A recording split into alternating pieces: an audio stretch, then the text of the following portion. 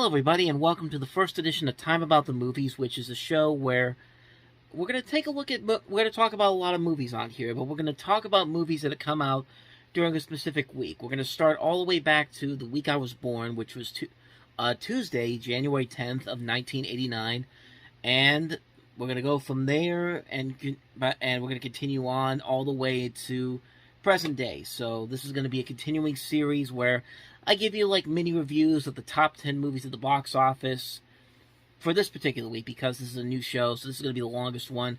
But every week we're going to talk about the newest releases that come out each particular week. So next week we'll talk about the movies that came out the weekend of January 20th of '89, the 27th the next week, and so on and so forth.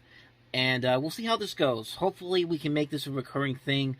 I don't know if I'm going to do this weekly or bi-weekly yet. This is still kind of in the testing phases, so like I said, this is going to be the longest video of the series so far, most likely because we're going to be talking about more than just a couple of movies. We're going to be talking about the top 10 in particular. So, without further ado, let's get right to it. Let's go back to January 13th, 1989, and take a look at what the top movie at the box office was that weekend, and that was the movie that would eventually win Best Picture that year, Rain Man.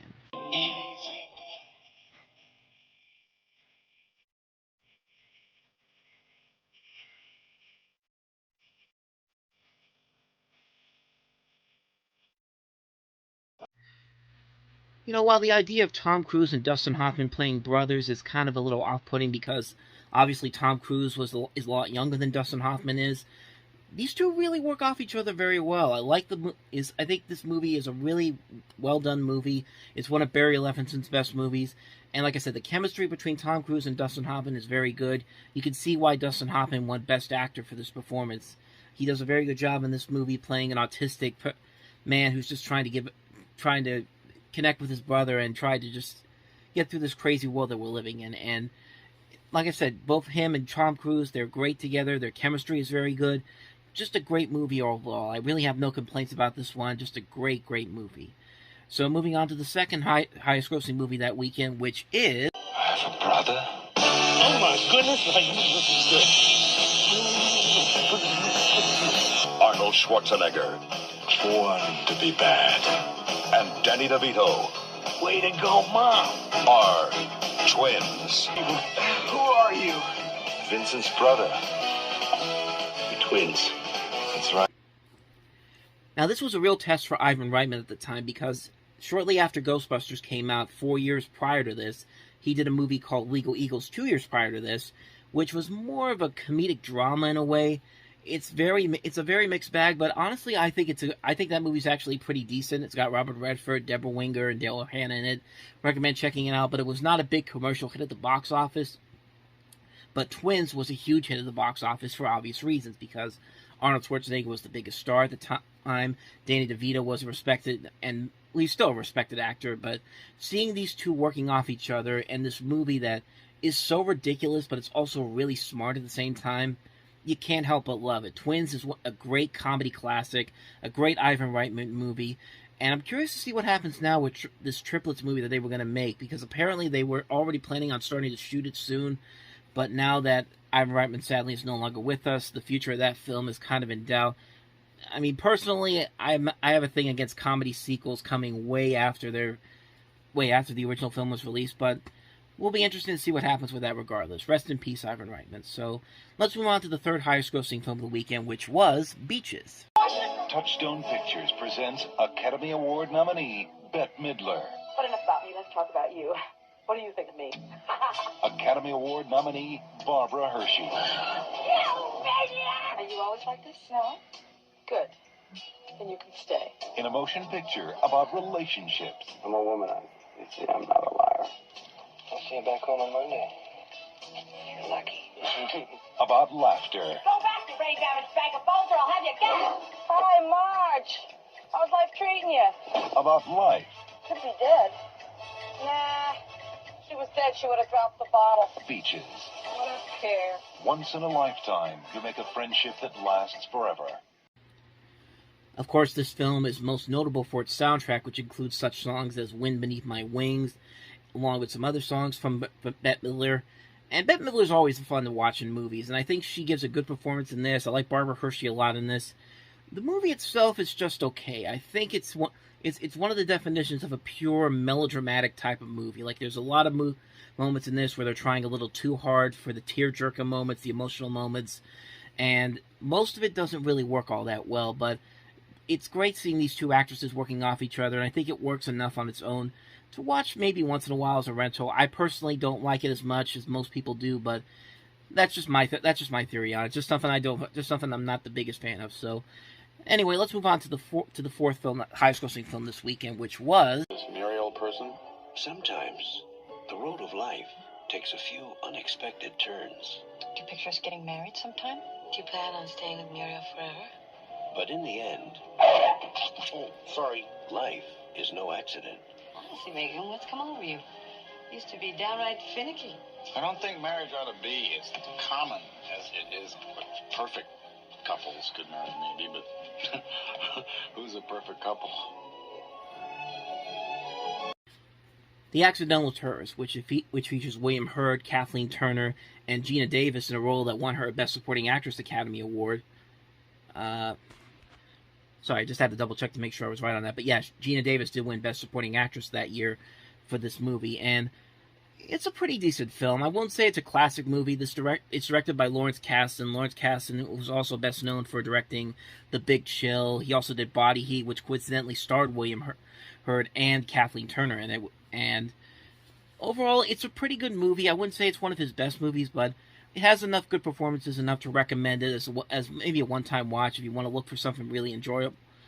If you want to look for something to watch from the past that's actually kind of decent, I wouldn't say it's one of his best films, but it's still a pretty decent film overall. Now, this next film, I think, is a classic. 20th Century Fox presents Harrison Ford. Last night was special. It wasn't so special. I had to carry you up 3 flights of stairs. Sigourney Weaver. This woman is my secretary. She's not. Oh, no? Ask her. Melanie Griffith. How about you? I'm flat broke. I'm crazy about a man that I will probably never see again. Well, besides that. In a new film directed by Mike Nichols. I'm telling you, she's your man. Working Girl. You know, maybe I just don't like you. Me? Yeah. Working Girl is from Mike Nichols. Mike Nichols also made The Graduate. Features a great cast, including Harrison Ford, Sigourney Weaver, Melanie Griffith. Joan Cusack is in this. A young Kevin Spacey is in this movie. The music by Carly Simon. That great opening with the flyby of the Statue of Liberty, and it's just a great movie overall. Very funny movie, great romantic comedy drama, and a lot of people don't really talk about this movie as much as I think they should, but it's definitely a great movie overall. I think it's a really well-made film. Definitely check this one out. I was lucky enough to watch this again on TV not too long ago to really get back into how much I really enjoyed this movie, and I can't recommend this movie enough. Definitely check out Working Girl if you can. So, anyway, on to the next movie. In a movie so big, it had to be filmed in color. The Naked Gun, from the files of Police Squad. See you then.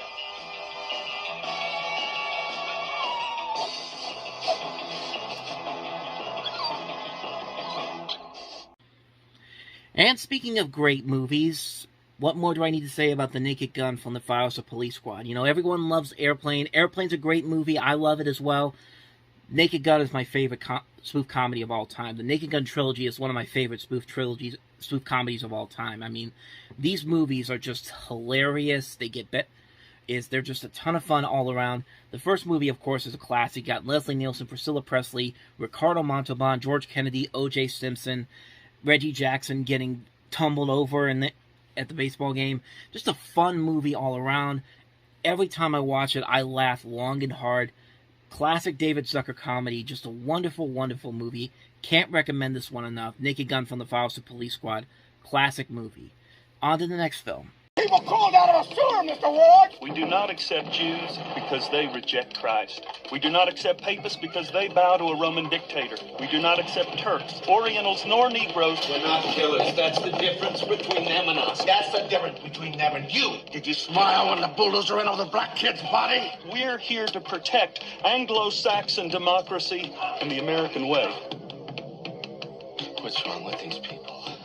1964, when America was at war with itself. Yeah, Mississippi Burning is another one of those movies that's really style over substance. Like, there's definitely a lot of elements in there that are actually pretty decent. The acting by Gene Hackman, Willem Dafoe, Frances McDormand, Stephen Tobolowsky is great, but not one of the better movies overall, basing on this particular subject. Like, I think there are much better movies that handle the subject matter better than what this movie does. It's not a bad movie overall, but it honestly could have been a lot better than what it actually was. So I wouldn't say it's one of the best movies from that year that came out, but the year of '88, I mean. But overall, decent film, not one of the better films, but could have been a whole lot better. So, on to the next film. Not all aliens come from space.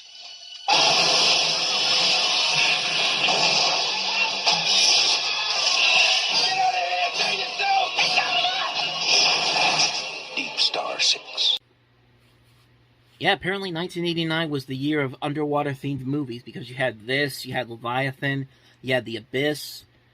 Needless to say, Deep Star 6 was not one of the better films. I mean, for one thing, it's opening in January, so that should tell you a whole lot there, but yeah, this is just another generic Alien ripoff, except for the fact that it's taking place underwater. It's this whole idea that space creatures have somehow landed underwater, and it's just not a good movie. Even is like, there are some elements in there that are kind of interesting, but it's just a ripoff of what Ridley Scott and James Cameron did with the Alien movies prior to that. So this one came and went pretty quickly, and something that was promoted as a film from the creator of Friday the 13th. This is definitely one of those weaker films that most people seem to forget about pretty quickly. So yeah, Deep Star 6 came and went, and you can kind of see why. So let's move on to the next film. You are immoral.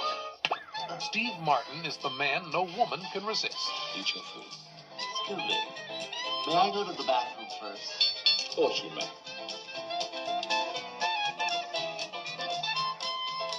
Thank you.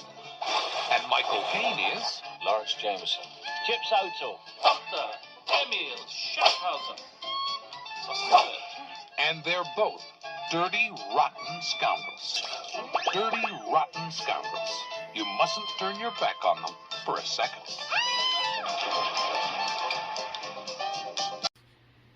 This was a time for pretty good comedies. Here's another great one. Dirty Rotten Scoundrels, Steve Martin, Michael Caine, directed by Frank Oz. Just a phenomenal comedy. Really hilarious stuff. Glenn Heady is also very good in this. And, like I said, it's just a really funny movie. Really well-made film. And pretty good, like I said, pretty good year for comedies in 1988. Because you had this, you had Scrooge, you had Twins, you had Roger Rabbit, you had Fish Called Wanda. Just a great year for comedies. And this movie perfectly caps off a pretty good year for comedy. Dirty Rotten Scoundrels, can't recommend this one enough as well. Walt Disney Pictures presents our 27th full-length animated motion picture, featuring songs performed by Billy Joel, Huey Lewis, Ruth Pointer, and Bette Midler. Your family is cordially invited to meet our new family. Oliver, Jenny, Georgette, Tito, the Dodger, Fagin, Rita, and Sykes, the vicious villain determined to destroy Oliver. They're all together in a holiday entertainment event you'll never forget. Absolutely, positively. Walt Disney Pictures, Oliver and Company. Basically the penultimate film before Disney began its second animation renaissance with The Little Mermaid the following year. Oliver and Company doesn't get talked about a whole lot, but it's a pretty fun movie. I think it's a well-made film. I think it got overshadowed by the much better film that came out that same weekend, which was The Land Before Time, which I think is the far superior film. But Oliver and Company is a ton of fun. I like the animation a lot. The voice work is very well done. The music is great. Like, once you hear Why Should I Worry, you'll never get it out of your head. And the animation's just great. The villain's kind of generic, but he has a pretty badass death scene at the end of the film. But it's a great movie. I've really enjoyed Oliver and Company a lot. I think it's a really good movie. I think it's definitely one of the more underrated Disney films in my opinion. So that's my thoughts on Oliver and Company, and that's pretty much the top 10 for that weekend. But there were some other films that came out of that weekend that are very notable, such as The January Man. This guy, my name is Lieutenant Nicholas Starkey. Find it, superimpose it on the map, find it. How do we face the terrifying spectacle of Nick Starkey? What he may do, what he may not do. Whoop-de-doo and la-di-da. I'll tell you what I do want. All reports, background of any kind on every one of the murders. I don't work for you, you work for me. Get it? No matter what the mayor says. Did you miss me? How am I doing? The January Man. Murder, corruption, comedy. What a way to start the year. Here's one of those movies where you have so much going for it, and yet in the end, it doesn't really all add up. I mean, the producer of this is Norman Jewison, who also was the director of Moonstruck from a couple years prior. The writer of Moonstruck, John Patrick Shanley, wrote this. Kevin Kline, who would win an Oscar for A Fish Called Wanda that year. Susan Sarandon, Mary Elizabeth Mastrantonio, Harvey Keitel, Danny Aiello, Rod Steiger, Alan Rickman, all in this movie. And it's just, it doesn't really know what it wants to be. It has a hard time figuring out what kind of a movie it wants to be. Does it want to be a straight-up comedy? Does it want to be a romantic comedy? Does it want to be a serious comedy? Does it want to be like an action comedy? Like, you can't really tell what it's trying to do, and I think it really doesn't work all the way through. I think it's one of those movies that, if they had more time to work on it, maybe they would have had something, but other than that, this is kind of a really dull movie. You got your team, I got mine. I guess we all do unexpected things sometimes, don't we?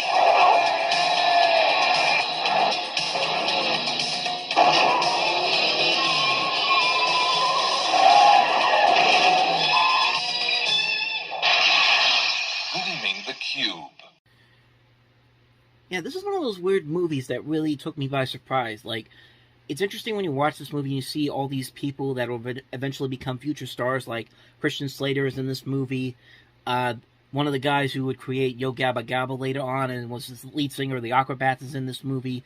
Tony Hawk is in this movie. It's not a great movie overall, but there are still a lot of those little fun elements in there that kind of make this kind of fun in its own unique kind of way. It's not really it's like it's definitely a late 80s type of movie where it doesn't really make a whole lot of sense, but some of the stuff that, when it really does work, it's actually kind of fun to watch. This one took me a little bit by surprise the first time I saw it. So, yeah, this is not a great movie overall, but I do think it has a little bit of those elements that make it a little bit much better than I think it has any right to be. Now, there was one more movie on here that I wanted to talk about, The Experts, but I couldn't find a trailer for it anywhere. Even though I have seen a trailer for it, it's a lesser comedy with John Travolta in it. I'll try to have it for you for the next episode. So, much like last week, we're basically just going to talk about movies that have been released for weeks prior to that. One of the movies that I was going to talk about last week was The Experts, which I couldn't find the trailer for to really talk about it, but I did find it recently, so let's go ahead and take a look at some of that footage first, and then we'll talk about The Experts. Americans, here in the most secret KGB complex in the world. Deep in the heart of Russia. Beyond the doors of this classroom, there is an exact replica of a town in the United States. 2 Americans have been abducted.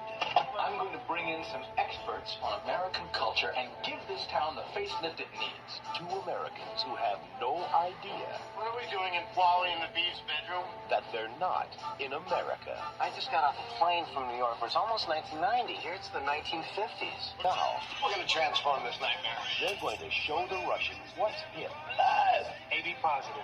what's hot, What's your name? Bonnie, and yours? I forgot. and what's happening.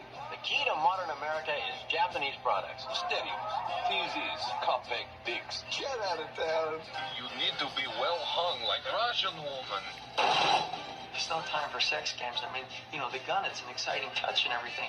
They wanted authorities on American culture. Instead, they got the experts.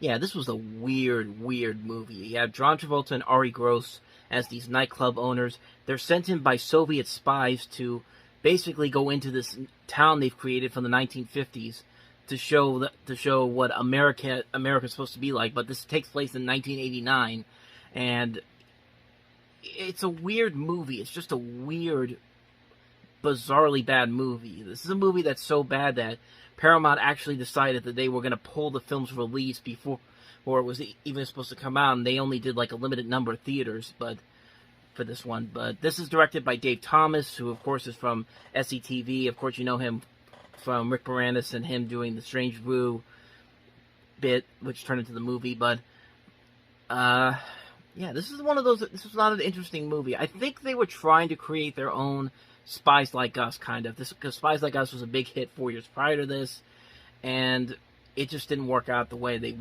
wanted it to. It just didn't. It wasn't a big hit. Most people forgot about it. I don't think it's ever been released on DVD or Blu-ray. I think it just went straight to VHS, and even then, copies of that are very hard to find. But I guess the only thing that's notable about this one is that this is the movie where John Travolta met his future wife, Kelly Preston, which I guess that's saying, I mean, if that's the only good thing you can say about this movie, that's pretty much all that needs to be said about that movie. That's one of those movies that not really is worth talking about, and most people could say the same thing about this next movie. From the author of Ordinary People. I'm already bored. I had this idea I might marry her. Once she got over the death of her husband, of course. You gotta find out that inside you're just as lonesome as all the rest of us. How could a woman like you go to bed with a man like Marlon Utula? He's so dumb. He's the dumbest person I ever knew. Sometimes you just get lost in the dumbness of it all. Rachel River. Melodramatic stuff at its finest, ladies and gentlemen. Even though this has a pretty decent cast involved, including Pamela Reed, Zelko Avanek, and Craig T. Nelson, other than that, there's just nothing about this movie that's even remotely memorable about it. And you could probably tell because this was not a big hit at the box office, even with using the name from the author of Ordinary People, which, of course, won the Best Picture in 1980. But other than that, there's nothing really about this movie that stands out. It's just kind of it's like I said, it's just a melodramatic drama. There's nothing really all that exciting about it, and it's instantly forgettable. Like, as soon as you watch it, it's instantly forgettable. So that was the only big new release that came out that week. There was another movie that came out the same week, but I can't remember what it's called now. Give me 1 sec. Under the Son of Satan, but I couldn't find any trailers for that. I couldn't find anything about that movie, so we're just going to move on from there, and we're going to talk more about some of the films that came out during that time period that were in the box office.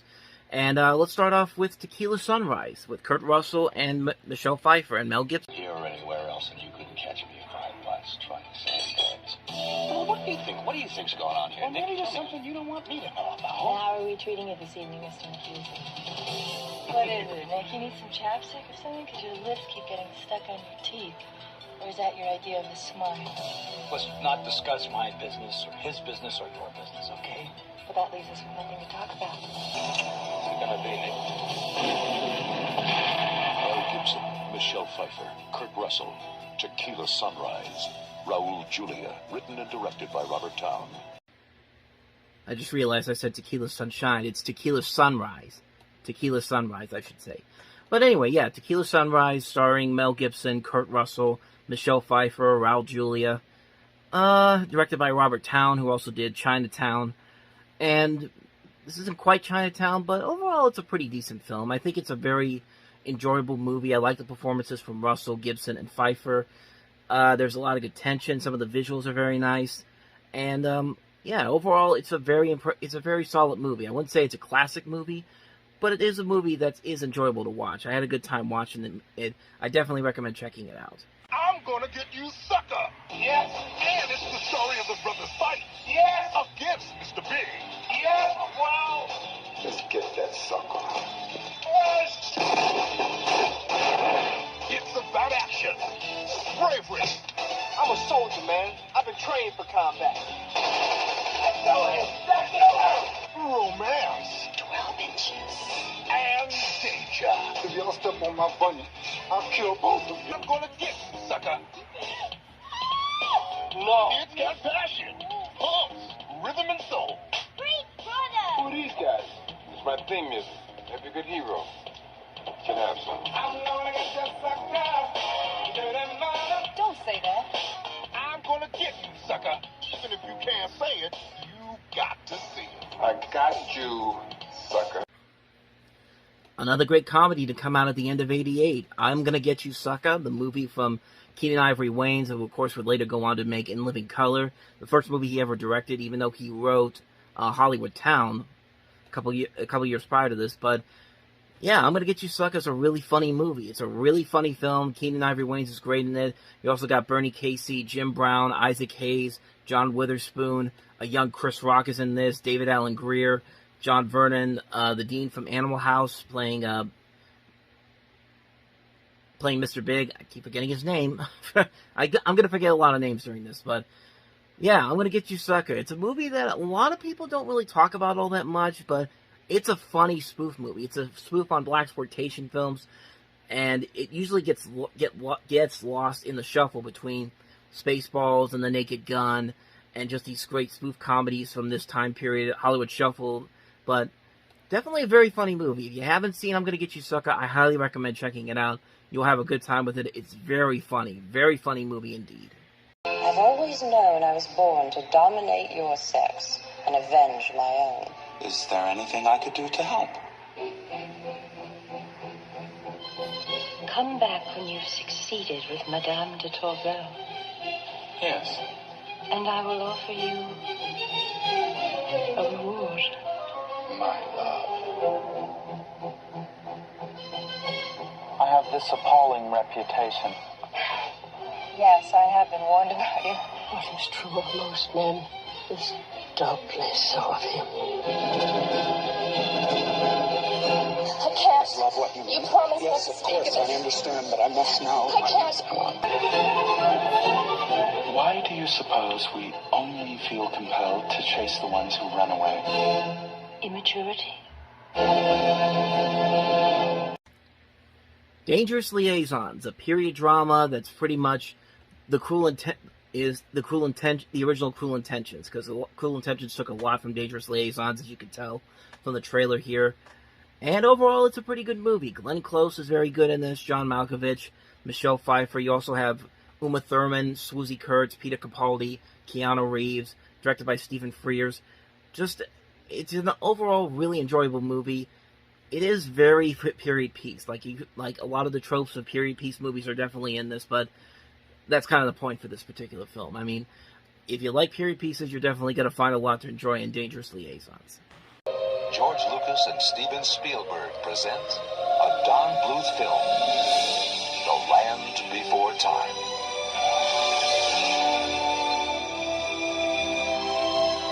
Long ago, when the Earth was new, 5 friends, lost and alone, Mother? Where are you? took an incredible journey. A new adventure is born. The Land Before Time. This coming out on the same day as Oliver and Company, that was a pretty good day for kids back then in November of '88 when both Land Before Time and Oliver and Company came out on the same day. But if I have to choose between one or the other, I would definitely say The Land Before Time is the far superior movie. And honestly, it's my second favorite Don Bluth movie after The Secret of NIMH. I mean, it really is a great animated movie. Very short animated movie, especially when you consider whether it's only an hour and 6 minutes long. Like, it doesn't really feel like that when you watch the movie, but it still holds up to this day. I watched this movie recently. I'm surprised at how much this film still holds up. The animation is great in this. The voice actors are very good here. The emotional moments hit hard. That's the great thing about Don Bluth and these movies that he made back in the 80s. He could show you the most nightmarish fuel moments of any for a kid back then. But if you end the movie on a happy ending, it's all worth it in the end. So, yeah, Land Before Time, classic movie. I don't think I really need to say more about that one. Like I said, I prefer it over Oliver and Company. And like I said, second favorite Don Bluth movie after The Secret of NIMH. Land Before Time's a classic. Other than that, let's go ahead and wrap this up with one more movie. In deep trouble, people. This country is rotten to the core, and somebody better do something about it. I want you to take your hand out of that bowl of Fritos, throw away your National Enquirer, and pick up the phone. Go ahead, pick it up, hold it up to your face, and dial 555-TALK. Open your mouth and tell me what we're going to do about the mess this country's in. Because I'm the boss, Barry, that's why.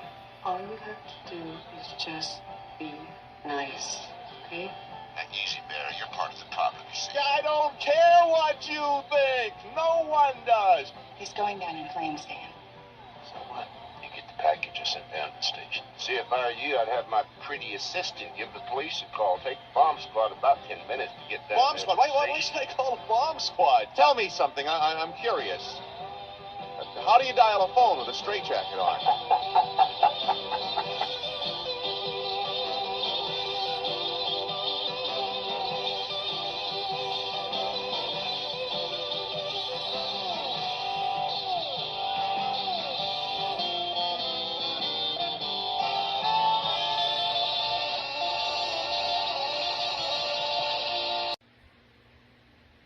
So after hitting 2 home runs with Platoon and Wall Street becoming critical and Oscar hits, talk radio is not as well known to many people, but I still pretty much enjoy it. I think it is an overall enjoyable movie. I don't think it's as good as the rest of Oliver Stone's movies that he was making during that 5-year period where he was just hitting hits one after another, like Platoon, Wall Street, Born on the 4th of July, JFK. This is probably the weakest of those films, but I still really enjoyed it. I like the actor who plays the radio personality in this, Eric Bogosian. You also get Alec Baldwin, Ellen Greene, Leslie Hope, John C. McGinley is in this movie. And it's an overall enjoyable movie. Not one of the better Oliver Stone movies, and definitely the weakest of that 5-year stretch where he was just hitting bullseyes one after another. But if you like Oliver Stone, you're definitely going to get a kick out of this movie. I highly recommend Talk Radio a lot. Today we're flashing back to January 27th, 1989, and we've got 5 movies to look at today. So we're going to start off with the movie that was not the #1 movie at the box office this weekend. That movie would be Rain Man, but it was the #1 movie at the box office the next weekend, and that's the comedy Three Fugitives, starring Nick Nolte and Martin Short. After 5 years in jail and 14 bank robberies, Daniel Lucas is going straight to the bank. But this time, not to rob it. I'd like to open your account, please. Enter Ned Perry. Hands up! This is a holdup! You see this? It's a grenade! And I'm pulling the pin, so no funny business! A guy who's decided to give crime a try and is about to make his worst mistake. You come in with me. Pick someone else. Tell us what you want. I don't want anything. I'm the hostage. It was bad enough to be taken hostage. Excuse me, you're gonna hold your gun like a man for peace. They didn't have enough to worry I about. just want to introduce you to my daughter. No kids, especially girls. There's just one more small problem. A little girl who'd like to keep them all together. You're looking for 2 men and a little girl. You don't really expect me to dress up like a woman, do you? Nick Nolte, When you're on the lam, you don't want to be noticed, so you keep your head down, your eyes on the ground. Martin Short, Walk. Don't look anyone in the eye in the street. Got it. their only hope If you're not feeling up to it, I'd be happy. is to look out for each other. Three Fugitives. So at first glance you think that, okay, this is a mix between Stakeout and 3 Men and a Baby, which were 2 big hits for Disney in 1987 and Touchstone Pictures, but this is actually based off of a French comedy of the same name called Les Fugitives, which starred Gerard Depardieu, and actually the director of that movie, Francis Weber, also directed this movie as well. And it was actually, and like I said, it was somewhat of a hit at the box office. Something else I found that was interesting about this movie is that here in America it was released by Disney, but internationally it was released by Warner Brothers. So you have 2 different movies from 2 different studios, competing studios, on this particular film. And as far as the movie itself goes, it's actually pretty funny. I will admit, I went into this with low expectations for it, but I'm not going to lie, there were definitely some funny moments in this particular movie that I had really enjoyed. It's got a great cast in this. You see James Earl Jones is in this, Alan Ruck, Bruce McGill is also in this as well. not a great movie overall, but I enjoyed it a lot more than I thought I was going to. I think it is a very funny movie, very underrated film in my opinion. If you haven't seen Three Fugitives, definitely check it out. So let's go to the next movie, starring Burt Reynolds, and that is Physical Evidence. The Jagged Edge. I'm wanted for murder. Burt Reynolds is the suspect. See you in court, Mr. Nix. Teresa Russell is his lawyer. I won't need an alibi if we find out who did it. Right now, you are the prime suspect. What they need is physical evidence. So a lot of interesting things going on with this particular movie. This is the last film that Michael Crichton, the man who also wrote Jurassic Park and Congo, this was the last movie he directed before his death. This is also originally supposed to be a sequel to The Jagged Edge, and it's actually on the poster, it says from the producer of Jagged Edge. And this is also one of Burt Reynolds' last leading roles in a major Hollywood studio film. He would make some leading roles in other films after this, but back in the 80s, Burt Reynolds was a big box office draw, but by this point, his career had kind of faded out a little bit, but he, in terms of being a leading film actor, he would still find fame with Evening Shade a year later in television, where he'd actually won an Emmy for that. But from the little stuff I've seen from Physical Evidence, it looks like kind of a generic thriller. I mean, you gotta remember, this is back when Columbia Pictures was run by David Putnam, and obviously that tenure was not very strong, as he was pretty much gone after about a year or so, and this was one of the last movies he made when he was still the head of production there at Columbia Pictures. But, yeah, from the little bit I've seen from this movie, it doesn't really wow me all that much, and not surprisingly, the film didn't do that well, and you can kind of see why from the little bit of that trailer I showed you. It's just not an interesting movie to me. It just didn't have enough intrigue or interest to really get me invested into it. It's got a good cast as well. Teresa Russell, Ned Beatty, Ted McGinley. Music by Henry Mancini as well, which is really weird for something like this, but just didn't wow me all the way through. Kind of a lackluster film indeed. So that's Physical Evidence. Now on to the next film. Coming soon, Randy Quaid, Mary Beth Hurt, Sandy Dennis, and director Bob Balaban bring you a fresh look at family life.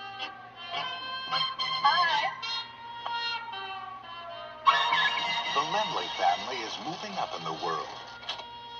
Rise and shine! But something is eating at young Michael Lemley. You're not scared of the room, are you?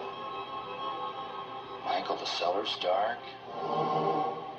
Everything's dark at night. His parents think Michael's problem is in his head.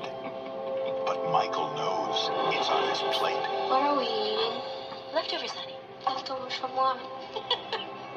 From the refrigerator. We had leftovers every day since we moved here. I'd like to know what they were before they were leftovers. Before that, they were leftovers to be. Michael, there's nothing to be frightened of.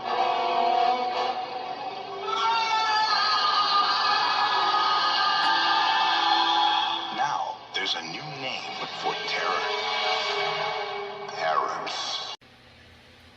You know, the funny thing about this movie is I'd heard about it, but I thought for some reason that the parents in this movie were cockroach creatures from a different planet. But actually, it turns out that's from another movie that's kind of similar to this, but this is more of a straight-up horror movie. The movie I'm thinking of is Meet the Applegates, and we're still a couple of years away from talking about that one, so I'll definitely get into that when we get to that. But the trailer for this was very intriguing. Like, I liked the little twist that it made as it starts off as like a generic 50s family type of film, and then as the trailer goes on and you start to see more of the horror aspect coming in here, it looks pretty good. It looked pretty investing. So this is directed by Bob Balaban, and yeah, it's a weird, it's a weird and twisted type of black comedy in a way. It's also very creepy too. Like, Randy Quaid is perfect for this type of role, and Randy Quaid is kind of known for these crazy. Can be very crazy at times when it comes to these roles like this. But I like how he looks generally terrifying in this. Mary Beth Hurt is generally terrifying in this. This whole idea is very terrifying indeed. And I like the way that the film just plays around with those ideas. And overall, it's a really enjoyable movie. If you definitely get a chance to see this movie if you can. I believe it's still available on Blu-ray through the Vestron Video Collection, Lionsgate. Definitely look for that if you can, and I think you might be surprised just as much as I was.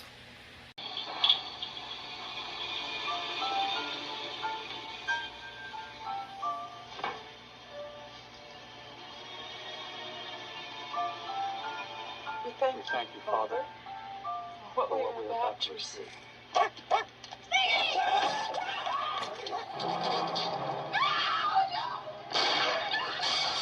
Cohen, he kills people for money.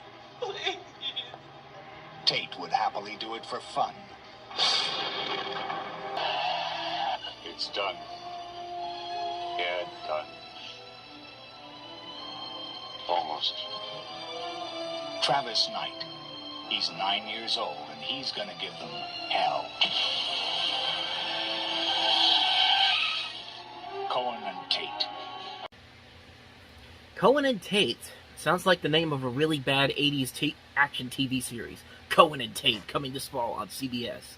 But, no, it's a movie that actually existed. It has Roy Scheider from Jaws, of course. Adam Baldwin's in this movie. And, from the little bit I've seen of it, it's kind of a generic action thriller. I like it kind of has a little bit of Home Alone vibe. We got this kid here who's got to outsmart these mobsters, these two hitman assassins that are trying to get to this kid. And I don't know, like, part of me did kind of enjoy it. I like the tension sometimes during this, but like I said, I haven't seen the whole thing, but for the most part, the little bit I've seen shows a little bit of promise to it. I like what I see here. I like the casting of Roy Scheider and Adam Baldwin. And I like some of the visuals that they have in here. I like some of the tension that's being built throughout this trailer. Like I said, from the little bit I've seen, it's definitely got a lot of promise to it. I would definitely check it out, maybe. But from the little bit I saw, yeah, I think I will definitely give it a chance at some point. But I'm not going to rush out to see it. If I find it somewhere, like at Half Price Books or The Exchange, I'll definitely check it out. So let's get to the last movie.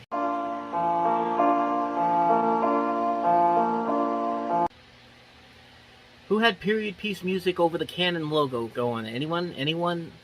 This definitely does not feel like something that Canon Films should be behind, but let's see where this goes. It was a time of passion and of protest. I'm innocent! I'm innocent! They're arresting a teacher! Of culture.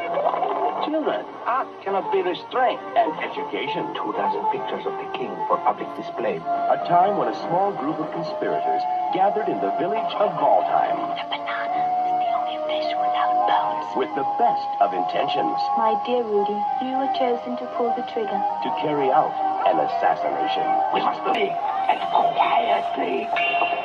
Manifesto. A journey into a colorful world where people are rarely who they seem. Don't worry, Your Majesty. Everything is under control. Where politics and pleasure share the same bed. No, you were plotting against the king. And the course of a revolution can be changed in the course of a night. A key! It is ready, Your Majesty.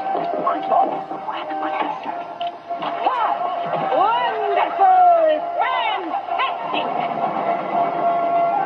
Eric Stoltz of Mask, Alfred Molina from Prick Up Your Ears, and Camilla Soberg from Twist and Shout in the new film by Dujan Makavejev. Manifesto. A story of love, liberty, and the pursuit of happiness. So as you can see, Manifesto stars Alfred Molina, Eric Stoltz, and yeah, just by that trailer alone, that doesn't seem like something you would expect from a company like Canon Films, who was known for doing, like, cheesy, kind of corny 80s action films at the time, stuff like Over the Top, anything Chuck Norris did, stuff like The Delta Force or Runaway Train. But, I mean, from the little bit I've seen of it, it looks kind of intriguing enough, but I've looked at some reviews online, and some of it's not very good. Yeah, just something about the accents that these people are putting on just seems a little too much. I think they're trying to overact a little bit. Like, it feels like Canada's trying to make that Oscar Beatty type of film with this, and it just doesn't work for me, so probably won't check this out. Most of these movies by Golden Globus, the producers behind this, were not very good, i.e. Superman 4, The Quest for Peace, that type of stuff, so there's probably a good reason why this film is not recognized as one of Canada's best films, and I probably want to really check it out, honestly.